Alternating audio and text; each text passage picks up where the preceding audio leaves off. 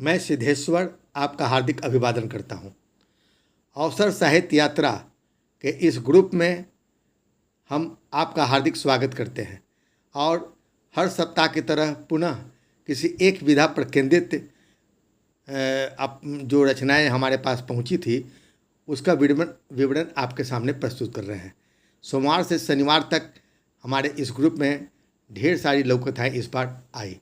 उन लोककथाओं में जो लोककथाएं पसंद की गई और जिन रचनाकारों ने इसमें भाग लिया उसका संक्षिप्त विवरण आपके सामने प्रस्तुत है। महीना के तीसरा सप्ताह यानी लघु कथा सप्ताह। इस सप्ताह सिर्फ लघु कथा और लघु कथा से संदर्भित विचार प्रस्तुत किए गए। दीप्ति की लघु कथाएँ प्राप्त हुई और इस पर ढेर सारे पाठकों ने अपनी प्रतिक्रियाएं व्यक्त किया। इस लघु कथा सप्ताह की अध्यक्षता किया सुनीता मिश्रा गुजर ने और इसकी प्रभारी थी ऋचा वर्मा तथा संयोजक सिद्धेश्वर। सबसे पहले अध्यक्ष सुनीता मिश्रा ने अपनी लघु कथा प्रस्तुत किया गोदी शिक्षा, जिस पर कई पाठकों ने अपने विचार प्रस्तुत किए।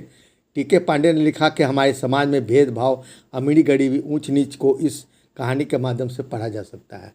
उसी प्रकार कथा नीलम नारंग ने भी कहा कि सकारात्मक सोच को आगे बढ़ाती है यह अच्छी लघु कथा। टीके पांडे की लघु कथा प्रस्तुत की गई भाव की गरिमा। नीलम नारंग ने भी अपनी लघु कथा के माध्यम से अपने विचार को प्रस्तुत किया और इसके साथ पद्मजा शर्मा, ये पद्मजा शर्मा लेखिका जिनकी लघु कथा थी फिर भी, इस पर भी कई प्रतिक्रियाएं प्राप्त हुई। नीलम नारंग की लघु कथाओं पर भी सकारात्मक प्रतिक्रियाएं प्राप्त हुई। सुधाकर मिश्रा की भी लघु कथा प्रस्तुत की गई और इसके साथ बिना तस्वीर के लघु कथाएं भेजने वाले भी लोग भी बहुत सारे थे, जैसे लक्ष्मण शिवहर, अपूर्व कुमार, योगराज प्रभाकर जो लघु कथा कलश के संपादक हैं। इन्होंने बहुत गंभीरता से इस मंच की लघु कथाओं को पढ़ा और कई जगह उन्होंने अपने सुझाव भी दिए। जैसे उन्होंने लिखा कि ये एक टेक्निक पॉइंट है। लोगों ने कहा कि नेहा सोचने लगी ऐसा आपकी रचना में कम से कम 2 बार आया है, तो आपको कैसे पता चला कि नेहा क्या सोच रही है ये तो नरेटर बता सकती है, मगर क्या सोच रही है ये आपको कैसे पता चलेगा। ये एक टेक्निक पॉइंट है, इस अनाधिकृत लेखिया प्रवेश इसमें होता है। तो लेखिका ने सवाल किया कि आगे से इस पर मैं ध्यान दूंगी, लेकिन जो नेहा जो सोच रही है उसे बोल बुदबुदा कर भी तो लिखी जा सकती है। उसी प्रकार योगराज प्रभाकर ने लिखा कि आगे से क्यों, इसी बार आप दोबारा प्रयास कीजिए तो यह लघु कथा अच्छी बन जाएगी। इस प्रकार सवाल जवाब करते हुए पाठशाला के जैसा योगराज प्रभाकर ने समझाने का प्रयास किया। पद्मा शर्मा ने लिखा कि फिर तो लघु कथा की काया जरूर छोटी होती है मगर अर्थ तो गहरा होता है। सुनीता मिश्रा ने योगराज सर को इसके लिए बधाई दिया। उन्होंने कहा कि आप तो खुद एक विद्वान हैं, कोई आपको क्या बता सकती है। रही बात गहरे अर्थों की, तो वो गहरे अर्थ उथेली प्रस्तुत उभर नहीं पाए हैं। इस प्रकार हम देखते हैं कि योगराज प्रभाकर ने बहुत सिखलाने का प्रयास किया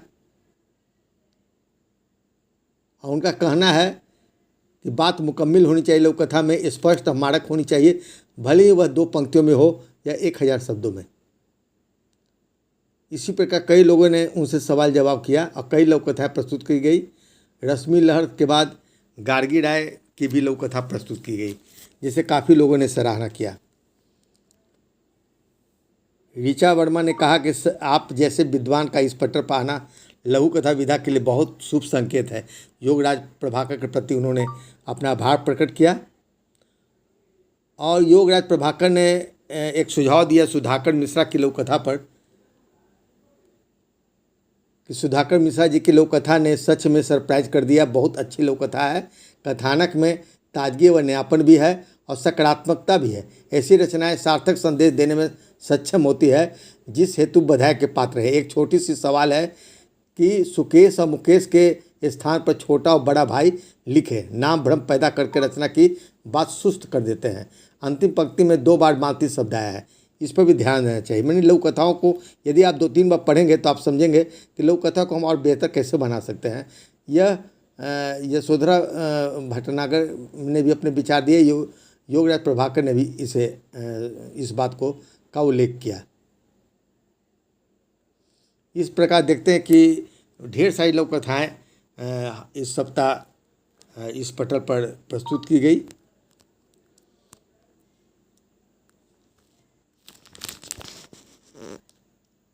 अनीता रश्मि की भी लघु कथा आई। आस्था, नलिनी श्रीवास्तव का घोड़े के दिन। यह लेखिका नलिनी श्रीवास्तव, जिनकी लघु कथाएँ भी इस बार सराही गई। एक रिपोर्ट प्रस्तुत किया गया। सामाजिक यथार्थ के जीवंत कथाकार हैं भगवती प्रसाद द्विवेदी, सिद्धेश्वर ने कहा। निर्मला कर्ण की लघु कथा प्रस्तुत की गई। कुलच्छनी, मुंबई से जिन्नत ने भी अपनी लघु कथाओं को इस पटल पर प्रस्तुत किया। संतोष की भी लघु कथा प्रस्तुत की गई। संतोष कुमार माधव। ऋतु प्रयाग की लघु कथा लौट आई रोशनी प्रस्तुत की गई इस पटल पर। सुशीला जोशी ने भी अपनी रचना प्रस्तुत किया। मायका।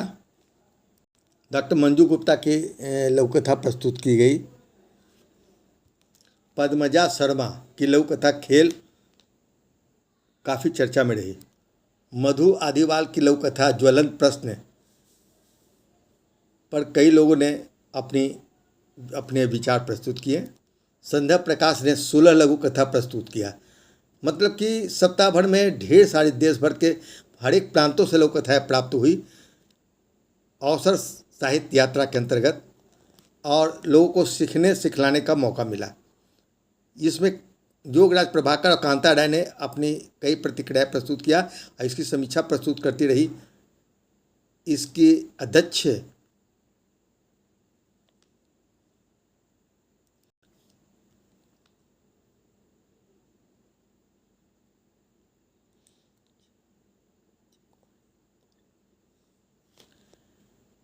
विजया कुमारी मौर्य की लघु कथा युग परिवर्तन प्रस्तुत की गई।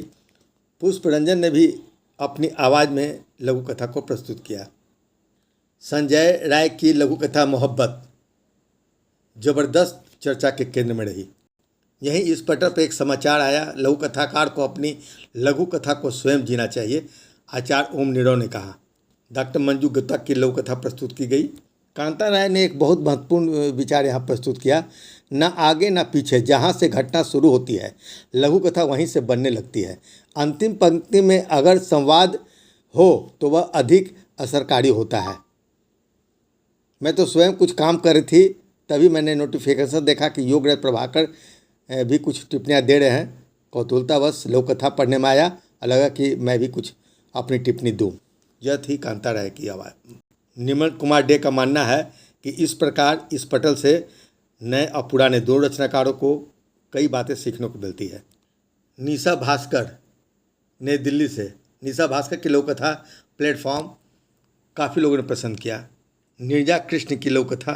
सविता मिश्रा अछजा की लघु कथा सम्मान चर्चा के केंद्र में रही। इस पटल पर ही सूचना दी गई 19 तारीख रविवार को हेलो फेसबुक लघु कथा सम्मेलन के अंतर्गत आयोजित होने वाले लघु कथा सम्मेलन की। विद्या चौधरी की लघु कथा संवेदनहीनता काफ़ी प्रभावपूर्ण रही। निर्मल कुमार डे की लघु कथा प्रस्तुत की गई। निर्मल कुमार डे ने अपने विचार रखा इस पटल अवसर साहित्य यात्रा पर प्रस्तुत की जाए लघु कथाओं पर एक पाठशाला ग्रुप में, और हेलो फेसबुक लघु कथा सम्मेलन में जो भी लघु कथाएँ पढ़ी गई, जो प्रस्तुति दी गई, उस पर उन्होंने कहा कि आज के कार्यक्रम में मुख्य अतिथि निशा भास्कर की सभी लघु कथाएँ उम्दा रही। आदरणीय सिद्धेश्वर जी की डायरी से और समीक्षक आदरणीय सुनीता जी के अध्यक्ष संबोधन से मंच पर उपस्थित सभी रचनाकारों को लघु कथा की बारीकियों को समझने में मदद मिली, ऐसा मुझे लगता है। आदरणीय सुनीता जी अपनी समीक्षा में बिल्कुल निष्पक्ष और थोड़ा निर्मम है, जो किसी भी उच्च श्रेणी की समीक्षक का गुण है। हम आत्ममुग्ध नहीं होकर अपनी रचना को सतत परिष्कृत और उन्नत बनाने की कोशिश करनी चाहिए। इस प्रकार अवसर साहित्य यात्रा के पेज पर देश भर के रचनाकारों ने हिस्सा लिया, जिसकी खबरें देश भर के अखबारों में प्रकाशित हुई और नए पुराने सभी तरह के रचनाकारों का यह खुला मंच है। इन सभी रचनाकारों ने रविवार को हेलो फेसबुक लोक कथा सम्मेलन में भी गूगल मीट के माध्यम से अपनी भागीदारी प्रस्तुत किया, जो फेसबुक के अवसर साहित्य धनी पत्रिका के पेज पर तथा यूट्यूब पर प्रस्तुत किया गया है। और हम कल से पुनः उपस्थित होंगे, यानी सोमवार से शनिवार तक महीना का चौथा सप्ताह कविता, गीत, गज़ल यानी सिर्फ कविता ही कविता सप्ताह के रूप में, और रविवार को हेलो फेसबुक कवि सम्मेलन। बहुत बहुत धन्यवाद। हम पुनः अगले सप्ताह इन सारी रचनाओं के बारे में जानकारी लेकर आपके सामने प्रस्तुत होंगे। आप हमारे संस्था से जुड़े रहें, हमारी इन गतिविधियों से जुड़े रहें, अपनी रचनाएं अपनी तस्वीर के साथ हमें भेजते रहें और एक दूसरे की रचनाओं को पढ़कर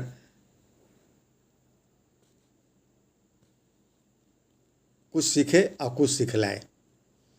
यूट्यूब पर और अवसर साहित्य धनी पत्रिका के फेसबुक पर जो भी हमारे सम्मेलन की जो भी गतिविधियां या यूट्यूब में जो भी रचनाएं प्रस्तुत की जाती है, उसे आप पूरा का पूरा जरूर देखें। नए पुराने साहित्यकार, निश्चित तौर पर आपको कुछ सीखने और सिखलाने का मौका मिलेगा। हम यह मेहनत, यह श्रम आपके लिए ही करते हैं, ताकि हम इस भावना से जुड़े हैं, सबका साथ सबका विकास। साहित्य में भी यही होना चाहिए। जब हम एक दूसरे को सुनेंगे नहीं, पढ़ेंगे नहीं, तो फिर कैसे अपेक्षा रखेंगे कि कोई हमारी रचनाओं को भी देखे, पढ़े और सुने। और सोशल मीडिया बहुत सशक्त माध्यम है आसानी से एक दूसरे की रचनाओं को पढ़ने, सुनने, गुनने की। आइए हम पुनः कविता सप्ताह की ओर बढ़ चलते हैं। धन्यवाद। आपका सिद्धेश्वर।